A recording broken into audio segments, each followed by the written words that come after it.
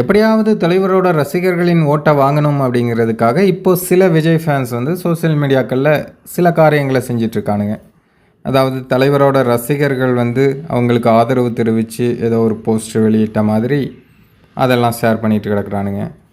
அதுக்கப்புறம் அவனுங்களே ஏஐயில் வந்து சில போஸ்டர்களை உருவாக்கி தலைவர் உட்காந்துருக்கிற மாதிரியும் பக்கத்தில் வந்து விஜய் நின்றுட்டுருக்கிற மாதிரியும், அதாவது தலைவரோட ரசிகர்களின் சப்போர்ட் விஜய்க்கு கிடைக்கணும் அப்படிங்கிறதுக்காக இந்த மாதிரி புகைப்படங்கள்லாம் எடிட் பண்ணி வைரல் பண்ணிகிட்ருக்காங்க. பட் இதெல்லாம் இப்போ பண்ணி என்ன பிரயோஜனம்? It's too late. ஒருவேளை விஜய் வந்து ஆரம்பத்திலேருந்தே தலைவர் ரஜினிகாந்த் அவர்களுக்கு நன்றி விசுவாசமாக உண்மையாக இருந்திருந்தார் அப்படின்னா இப்போது கதையே வேறு மாதிரி இருந்திருக்கும். பட் பண்ணுறதெல்லாம் பண்ணிவிட்டு கடைசி நேரத்தில் ஓட்டுக்காக, இன்னும் சொல்லப்போனால் ஓட்டு பிச்சைக்காக இப்படி பண்ணால் தலைவரோட ரசிகர்கள் யார் ஏற்றுப்பாங்க?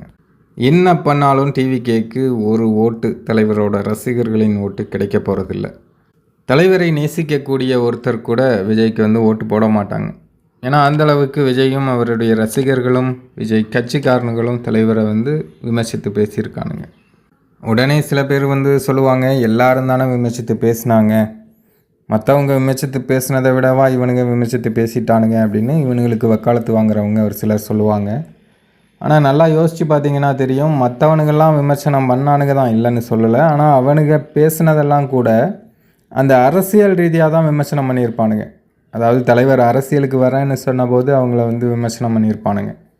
தலைவர் வந்தால் நம்ம வாழ்க்கை போயிருமே, நம்ம சம்பாதிக்கிறதெல்லாம் போயிருமே அப்படின்னு யோசித்தவனுங்க தலைவரை வந்து பயங்கரமாக விமர்சனம் பண்ணானுங்க. தலைவர் மேலே அவதூறுகள்லாம் பரப்பினானுங்க. ஆனால் இவனுங்க தலைவரை விமர்சனம் பண்ணுறதுக்கு என்ன சம்மந்தம் இருக்குது?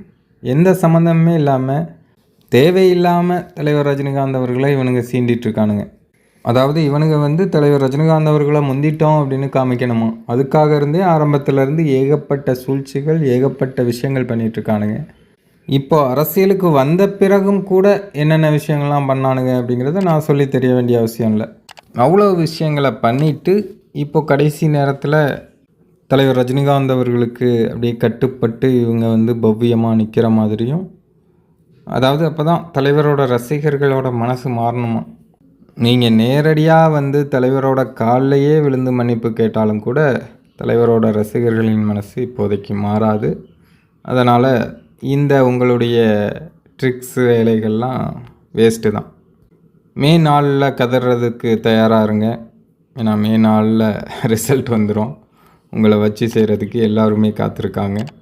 காலம் பேசாது, ஆனால் காத்திருந்து பதில் சொல்லும்.